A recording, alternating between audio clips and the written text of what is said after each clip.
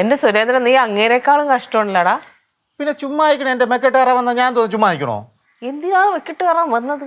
10-35 കൊല്ലം മുമ്പേ ആരോ 150 രൂപ കൈനീട്ടം കൊടുത്തു. അതിന്റെ പേരും പറഞ്ഞ് 50 വയസ്സ് കഴിഞ്ഞപ്പോൾ രണ്ടുപേരും കൂടെ വഴക്ക് വീണ്. കേട്ടാ ആരെങ്കിലും വിചാരിക്കും നിനക്കൊക്കെ വേറെ എന്തെങ്കിലും കുഴപ്പമുണ്ടെന്ന്. ആ പൈസ കൊടുക്കില്ല ഏട്ടത്തി, അതെന്റെ വാശിയാണ്. നീ മണ്ടനാ അല്ലെങ്കിൽ മണ്ടനെ പോലെ അഭിനയിക്കാണോ? രണ്ടുമല്ല, ഞാൻ അതിബുദ്ധിമാനാണ് ഏട്ടത്തി, അതിബുദ്ധിമാൻ. എന്റെ പൊന്നു, ഈ മണ്ടന്മാരെല്ലാം ഒരേ കുടുംബത്തിൽ തന്നെ വന്ന് ജനിച്ചല്ല. അടുത്തോരണം, അതും ഈ കുടുംബത്തിൽ തന്നെ. ഹലോ, എന്താണ്? ഞാൻ ആ കഥയുടെ പുറകെയായിരുന്നേ, കുറച്ച് കോമഡിയുടെ ആവശ്യമുണ്ട്. അതെ, കോമഡി ഉണ്ടാക്കാൻ നടക്കണം. പറഞ്ഞിട്ട് കാര്യമില്ല, ഇതിവിടെ തന്നെ ഉള്ളതല്ലേ.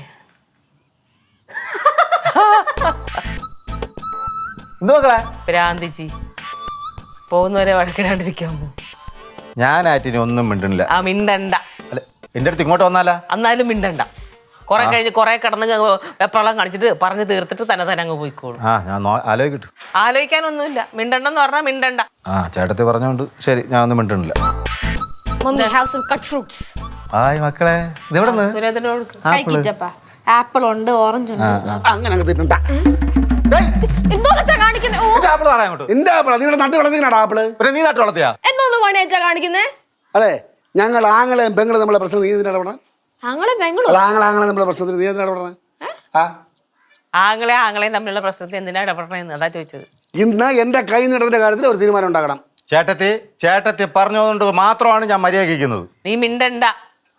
കുറച്ചു നേരം പ്രസംഗിച്ചിട്ട് അങ്ങ് പോയിക്കോളും. നേരത്തെ പറഞ്ഞില്ലേ ഇത് ഞാൻ? പ്രസംഗിച്ചിട്ട് അങ്ങ് പോവോ? നിന്റെ കളിപ്പിള്ള അടിക്കേ. അതേ പറഞ്ഞ അടുത്ത ഭാഗം. ഇവളുടെ ഈ കോപ്രായം കാണുമ്പോഴാണ് നിങ്ങളെ മോള് തന്നെ. കഷ്ടമുണ്ടമ്മ. രാവിലെ തൊട്ട് എഴുതിയ കോമഡി സ്വയം ഇരുന്ന് വായിച്ചു ചിരിക്കലാണ് പണി. എന്താവോ എന്തോ.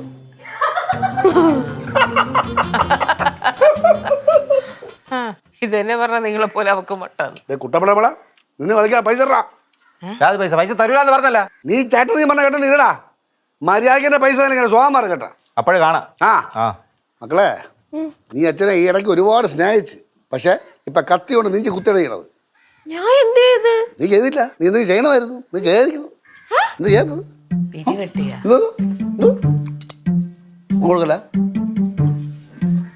എന്തോ സംഭവം? ചേട്ടനും അനിയനും കൊണ്ട് 35 കൊല്ലം മുമ്പേ ആരോ ഇവർക്ക് കൈനീട്ടം കൊടുത്തു 101 രൂപ. അതിന്റെ പേരും പറഞ്ഞ് ഇപ്പൊ വഴക്കിടുന്ന കൊടുത്തില്ല എന്നും പറഞ്ഞു. ഇപ്പൊ കൊടുക്കാൻ ഞാൻ കൊടുക്കൂല. ഇവർ രണ്ടുപേരും കഥ എഴുതിയെങ്കിൽ നല്ല കോമഡി ടീനല്ലേ? അല്ലമ്മ, ചേച്ചി ലേറ്റസ്റ്റ് ട്രെൻഡ് കഥയാണല്ലോ എഴുതുന്നത്. മസനക്കുട്ടി വഴി ഊട്ടി.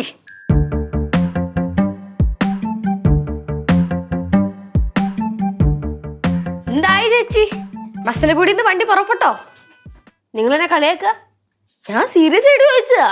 ചേച്ചിയല്ലേ പറഞ്ഞു എന്തോ ട്രാവൽ കോമഡിയാണ് എഴുതിക്കൊണ്ടിരിക്കുന്നത്. സത്യം പറയാലോ, ഞാൻ ആദ്യമായിട്ടാണ് ഒരു കോമഡി ഇങ്ങനെ കഥയൊക്കെ എഴുതാൻ പോകുന്നത്. എഴുതി വരുമ്പോ ട്രാജഡി ആവായിരുന്നാ മതി. ഇതേപോലത്തെ വളിച്ച കോമഡിയെ മാക്സിമം വരാതിരിക്കാൻ ഞാൻ ശ്രമിക്കുന്നുണ്ട്. ചേച്ചി, ഞാനും തുമ്പിയുണ്ടോ ചേച്ചി? അതിനകത്ത് കഥയ്ക്കകത്താ? ഇല്ല, മോളുമില്ല തുമ്പിയുമില്ല. ആഡ് ചെയ്യ് ചേച്ചി, ഒരു ഇമോഷണൽ കണക്ട് കിട്ടുമല്ലോ. ഇമോഷണൽ കണക്റ്റാ? നിനക്ക് ഈ വാക്ക് അവിടെ നിന്ന് കിട്ടിയേ? ഇത് ഇമോഷണൽ കണക്ട് എന്താ പ്രശ്നം? അല്ല, സാധാരണ ഈ വാക്കൊക്കെ ഞങ്ങൾ കലാകാരന്മാർ മാത്രം ഉപയോഗിക്കുന്നതാണേ, അതുകൊണ്ട് ചോദിച്ചതാ. ചേച്ചി, ഈ VH പബ്ലിക്കേഷൻസിൽ ആർക്ക് വേണമെങ്കിലും കഥ എഴുതി കൊടുക്കാം അല്ലേ? ആർക്ക് വേണമെങ്കിലും എഴുതാം, പക്ഷെ അത് കഥയാണോ വേറെ വല്ലതും വേണോ എന്ന് ഞങ്ങൾ വായിച്ചു നോക്കിയിട്ട് തീരുമാനം. പക്ഷെ ഈ അവസ്ഥയിൽ നിങ്ങളെ കൊണ്ടൊക്കെ എഴുതിപ്പിക്കണം എന്തിന്? എടാ എന്നെ അവിടെ വെറുതെ പിടിച്ചിരുത്തിയേക്കും അല്ല. നാഷണൽ ലെവൽ കോമ്പറ്റീഷനിൽ എനിക്ക് സെക്കൻഡ് പ്രൈസ് കിട്ടിയതാണ്. എന്നിട്ടാണ് എന്നെ അവിടെ പിടിച്ചിരുത്തിയേക്കുന്നത് കേട്ടോ. അതാണ് എന്റെയും വലിയൊരു ഡൗട്ട്. എങ്ങനെ സംഭവിച്ചിട്ടേ അത്? സംഭവം ഇത്രേ ഉള്ളൂ. ആ കോമ്പറ്റീഷനിൽ 2 പേരെ പങ്കെടുത്ത് കാണത്തുള്ളൂ. മറ്റേ ആൾക്ക് ഫസ്റ്റ് പ്രൈസും കൊടുത്ത് ചേച്ചിക്ക് സെക്കൻഡ് പ്രൈസും കൊടുത്തു. ഒന്ന് ഇറങ്ങി പോവോ പ്ലീസ്? ഞാൻ സമാധാനത്തോടെ ഒന്ന് എഴുതിക്കോട്ടെ. ആടെ പോയേക്കാം. ലീന ഇപ്പൊ നമ്മള് കാരണം ചേച്ചിയുടെ വണ്ടി മസനഗുഡിന്ന് എടുത്തില്ലാന്നോ ഊട്ടിയിലെത്തിയില്ല എന്നൊക്കെ വരും. ഇപ്പൊ മസനഗുഡിയിലെത്തി നിൽക്കുക. ഇനി ഊട്ടി എത്തിയിട്ട് എനിക്ക് വിശ്രമമുള്ളൂ. സ്വെറ്റർ എടുത്ത് വെച്ചോണേ, തണുക്ക്. ഒന്ന് പോ എന്റെ കേശു. എഴുത്. ഈ കുടുംബത്തിൽ തന്നെ എങ്ങനെ ഒന്ന് പെട്ടോ?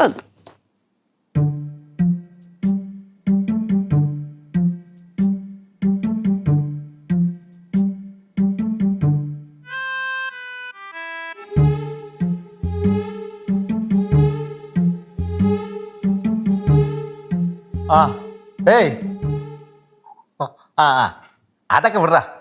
പുള്ളി വലിയ ആളെന്നല്ലേ അവൻ്റെ വിചാരം. ഓ അവനെ പറ്റിച്ച കാര്യം നീ പറയണ്ട. അവൻ അറിയണ്ടാ. അല്ല, അറിഞ്ഞാലും എനിക്കൊരു പുല്ലും ഇല്ല.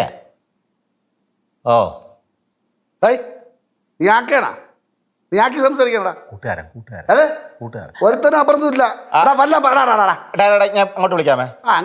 അവിടെ ആരും ഇല്ല. നിനക്ക് വല്ലതും പറയാനുണ്ടെങ്കിൽ എന്നെ മുഖത്തോക്കി പറയടാ. എടാ അണ്ണാ, ചേട്ടത്തി പ്രത്യേകം പറഞ്ഞിട്ടുണ്ട് നിന്റെ അടുത്ത് അധികം സംസാരിക്കരുതെന്ന്. അയ്യേ ഇല്ല ചേട്ടത്തി പറഞ്ഞാൽ സംസാരിക്കാതെ പാടാണെന്ന്. ചേട്ടത്തി പറയാം സംസാരിക്കുന്നവ. ഡേയ്, നീ നിന്റെ കാര്യം നോക്കടേ. എനിക്ക് സൗകര്യമുള്ളവരെ വിളിക്കും, എൻ്റെ ഫോൺ ഞാൻ ഇഷ്ടമുള്ളവരൊക്കെ വിളിക്കാം. നിനക്കെന്ത്? നീ ഇങ്ങനെ ഒരുത്തരാണെന്ന് ഞാൻ പണ്ട് അറിഞ്ഞതെങ്കിൽ അന്നേ ഞാൻ പറ്റിയാണ്. ഞാൻ ഒരു കൈനീട്ടത്തിൻ്റെ കാര്യം പറഞ്ഞപ്പോൾ നിനക്ക് ഇത്രയും പ്രശ്നം. അപ്പം ഞാൻ ചെയ്ത ബാക്കി കാര്യം അറിഞ്ഞാൽ നീ തകർന്നു പോവല്ലേടാ അണ്ണാ. ബാക്കി നീ ഏത് കാര്യമാണ് ചെയ്തത്? അത് പല കാര്യങ്ങളും ഞാൻ ചെയ്തിട്ടുണ്ട്. തുടങ്ങിയ രണ്ടും കൂടെ വീണ്ടും തുടങ്ങിയാന്ന്. ചേട്ടത്തി പറഞ്ഞുകൊണ്ട് ഞാൻ ഒരൊറ്റ അക്ഷരം മിണ്ടിയിട്ടില്ല. നീ മിണ്ടിട്ട് പോയടാ. പറടാ, നീ എന്നെ ഏതൊക്കെ നീ പാരാ, ഏതൊക്കെ നശിപ്പിക്കാൻ ശ്രമിച്ചിട്ടുണ്ടാ? പറടാ. ഇത് പിള്ളേരെക്കാൾ കഷ്ടമാണല്ലോ ഇത്. തന്നെടി, പിള്ളേരെക്കാൾ കഷ്ടം തന്നെ. ഇവന്റെ അഭിമാനത്താണ് കൈ വെച്ചത്. നിങ്ങൾ 101 രൂപയുടെ കാര്യമല്ലേ ഉള്ളൂ. 101 കാര്യം 35 വർഷം 101 രൂപയാണ്. ഇപ്പോഴത്തെ 101 രൂപ ഇപ്പൊ ലക്ഷങ്ങളാവൂലേ? എവിടെ അതിന്റെ നിന്റെ കൊണ്ട് കട പൈസ മര്യാദക്ക്. ഞാൻ തരൂല, 100 പ്രാവശ്യം പറഞ്ഞില്ല. തരൂല. ഇനി രണ്ടും കൂടെ വഴക്കിട്ട് നോക്ക്. ഞാൻ അച്ഛനെ വിളിച്ച് പറയാം കേട്ടാ. നീ വിളിച്ച് പറയടി, അല്ലാതെ എനിക്കറിയാം. നീ എല്ലാം ഒറ്റ സെറ്റാ. അച്ഛാ അങ്ങനെ പറയില്ല. നീ മിണ്ടരുത്. നിന്നെ ഞാൻ ഒരുപാട് സ്നേഹിച്ച് തിരിച്ചു കിട്ടിയതാ. കത്തി കൊണ്ടിട്ട് ജിഞ്ചിറങ്ങി കുത്തിയത്. എന്തിന്? അതെനിക്കറിയില്ല. എന്തിന്? എനിക്കറിയാം. ഇവിടെ അച്ഛൻ്റെ അടുത്ത് കാണിക്കുന്ന സ്നേഹമൊക്കെ ഉണ്ടല്ലോ, വെറും ഫേക്ക് ആണ്. പെണ്ണെ നടുക്ക് കയറി ഗോൾ അടിച്ചാൽ ഒറ്റടി എന്നിട്ട് പുറത്ത് കിടക്കും. പിന്നെ ചേട്ടന്റെ അനിയന്റെ സീസൺ കഴിഞ്ഞപ്പോ ചേട്ടത്തെ അനിയത്തിയും കൂടെ തുടങ്ങിയ സീസൺ. അത് തന്നെ. എല്ലാവരും നിർത്തുന്നുണ്ടോ?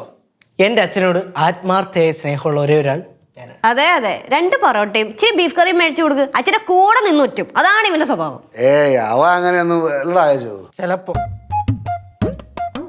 മതി എല്ലാവരും അവരവരുടെ കാര്യം നോക്കി പോയേ. രാവിലെ തൊട്ട് തുടങ്ങിയത് ചെവിയേലാക്കണില്ല. എല്ലാം കൂടി തമ്മില്. ഇതേ ഇനി ആരും കൂട്ടം കൂടി നിൽക്കരുത്. എല്ലാവരും ഒറ്റക്കുറ്റയ്ക്ക് നിന്നാ മതി. കൂട്ടത്തോടെ നിൽക്കുമ്പോഴാണല്ലോ പ്രശ്നം. എന്താണ്? ഞാനും തുമ്പിയായിട്ട് ഇങ്ങനെ നിന്നോട്ടെ. തുമ്പിയും തമ്പിയും കൂടെ ആയതുകൊണ്ട് പ്രശ്നമില്ല. തമ്പിയും ഒന്ന് ചിക്കാണ്ടെന്നാ മതി. ഈ തമ്പിമാരാണോ ഉദ്ദേശിച്ചത്? എല്ലാ തമ്പിമാരും ഓ പോണ്. ഓ നിങ്ങൾ പോണില്ലേ?